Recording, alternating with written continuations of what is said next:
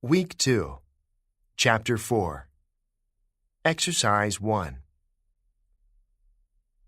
Our ideas can liberate us or imprison us.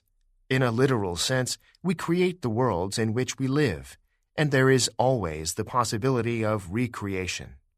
As psychologist George A. Kelly put it, to make sense out of events, we thread them through with ideas, and to make sense of the ideas, we must test them against events.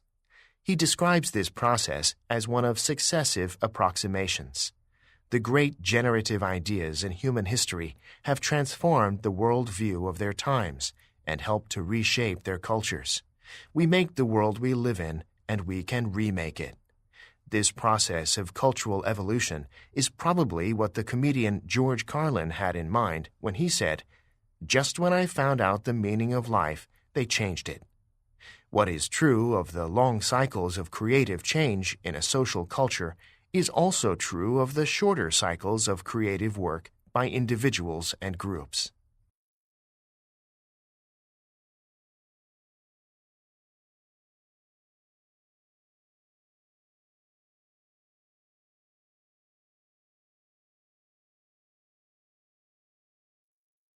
Exercise 2.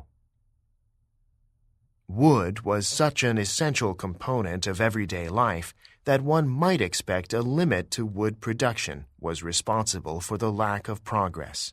Almost all the possessions of everyday folk were wooden, while those that were not actually made of wood needed large quantities of wood to produce. In the Middle Ages, around 30 pounds of wood were needed to smelt 1 pound of iron, for instance. People burned wood in even greater quantities to cook food and heat their houses, and wood was a vital energy source for the major industrial processes of the age: salt-making, brewing, tanning, and dyeing. In the language of chess, wood was an overworked piece, and as the human population grew and land was cleared for agriculture, forests would have been destroyed, reducing the wood supply still further. You might well think that this would eventually have led to a shortage of wood, hindering further material progress. Popular histories, after all, are full of stories of how using wood led to deforestation and disaster.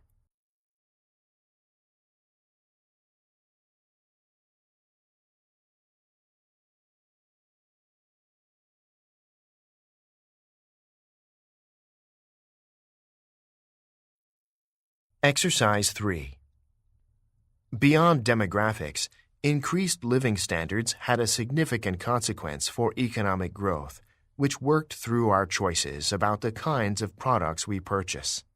In 1940, you might have spent your money installing plumbing for running water or a toilet if you didn't already have those things. The same went for air conditioning, a TV, or a computer at other points in time during the 20th century. But once we had those goods, then what did we spend our money on? Did people install an extra toilet in their bathroom? Probably not. Instead, as goods became cheaper and we filled up our houses with them, our spending turned towards services.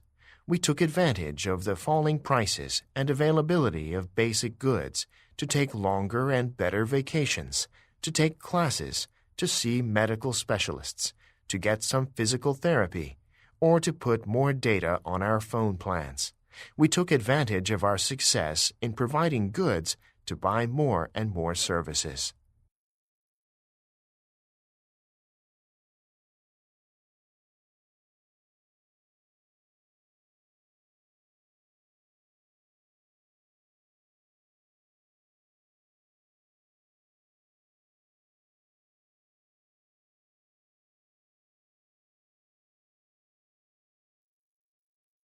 Exercise 4.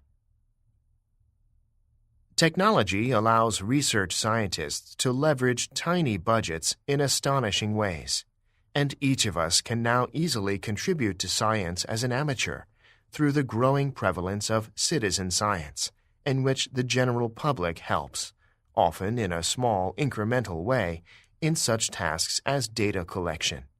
From categorizing galaxies or plankton to figuring out how proteins fold, everyone can now be a part of the scientific process. And although mathematics might still be the domain of the singular genius, it too has a place for the hobbyist or amateur. In the mid-1990s, two high school students discovered a novel additional solution to a problem that Euclid posed and solved thousands of years ago, and for which no other method had been found since. There's even an entire domain known as recreational mathematics. What these examples demonstrate is that creative experiments and the right questions are as important as ample funding and infrastructure, and that technology is making this work easier than ever. Little science can still prosper.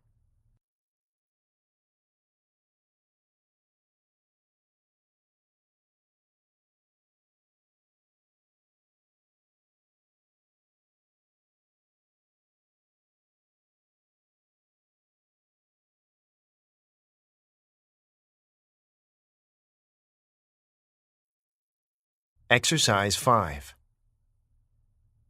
In a study of more than 1,000 people in the Netherlands, vacationers exhibited a bigger happiness boost in the weeks before their trip rather than in the weeks afterward. And people generate even more emotional images of Christmas and New Year's when they imagine these events in November than when they look back in January on their actual experiences. Researchers have suggested that we experience a wrinkle in time. This is worth keeping in mind if you're moving soon. People feel more negative emotion when thinking about helping friends move in the future compared to remembering helping in the past. And they demand nicer thank you gifts. If you plan to reward your friends for helping you move with nothing more than cheap beer and pizza, they're more likely to be satisfied with the cheap gifts if you have them over the day after the move rather than the day before.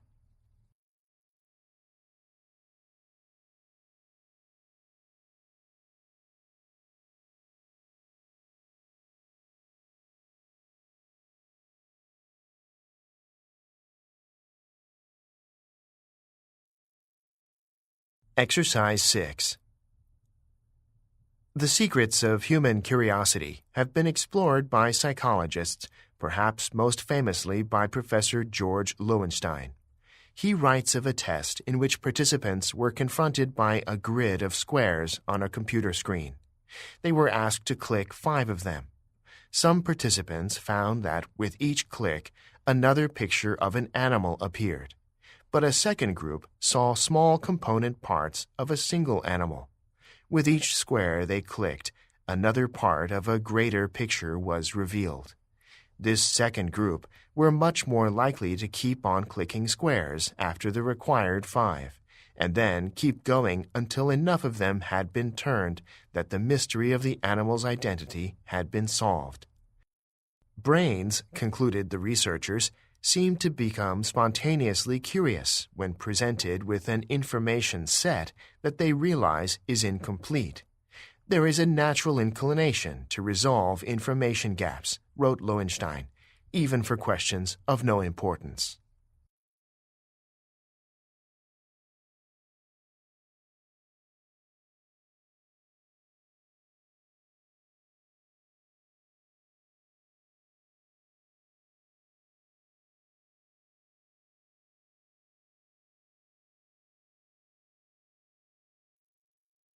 Exercise 7. From a certain perspective, the political and ideological force of social justice may be seen, by critics as well as some calculating proponents, as useful in its functional vagueness. Sometimes a term is helpful in politics precisely because it is vague. For example, maximum feasible participation became an important part of the war on poverty because it was unclear, and no one could agree on what it actually meant. Social justice is a term that can be used as an all-purpose justification for any progressive-sounding government program or newly discovered or invented right. The term survives because it benefits its champions. It brands opponents as supporters of social injustice, and so as enemies of humankind, without the trouble of making an argument or considering their views. As an ideological marker, social justice works best when it is not too sharply defined.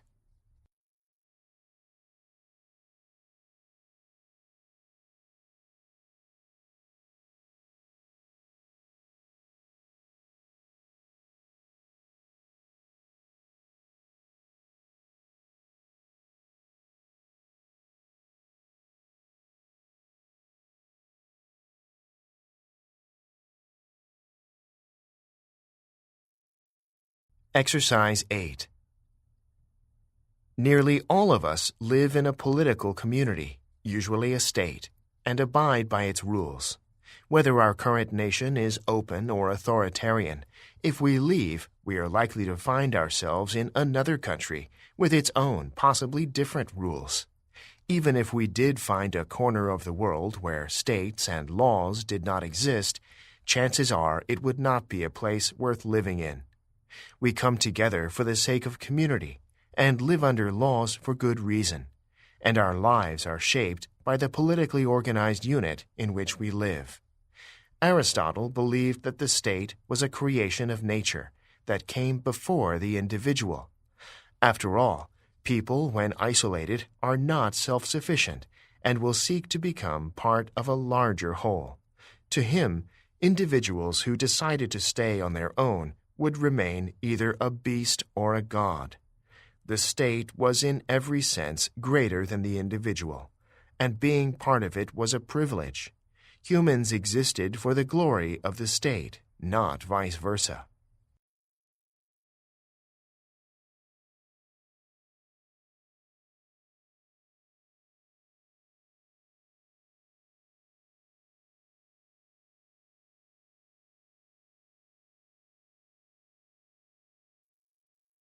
Exercise 9. Compared to other scientists, Nobel laureates are at least 22 times more likely to partake as an amateur actor, dancer, magician, or other type of performer.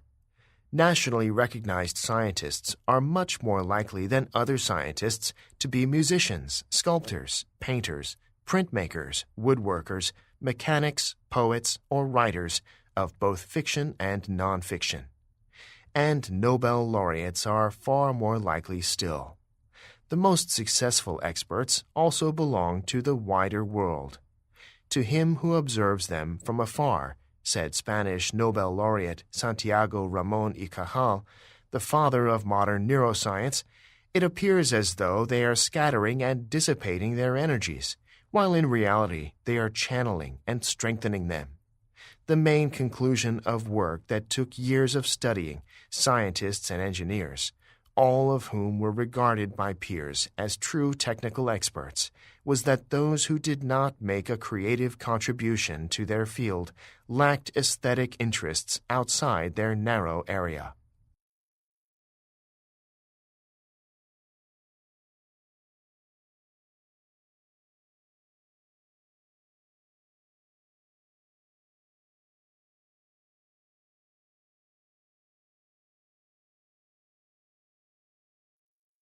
Exercise 10.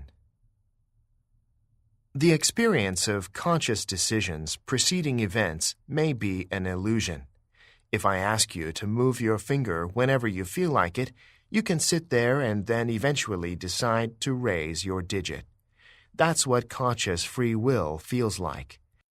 But we know from measuring your brain activity, while you're sitting there waiting to decide, that the point when you thought you had reached a decision to move your finger actually occurred after your brain had already begun to take action. In other words, the point in time when we think we have made a choice occurs after the event. It's like putting the action cart before the conscious horse. The mental experience of conscious free will may simply justify what our brains have already decided to implement.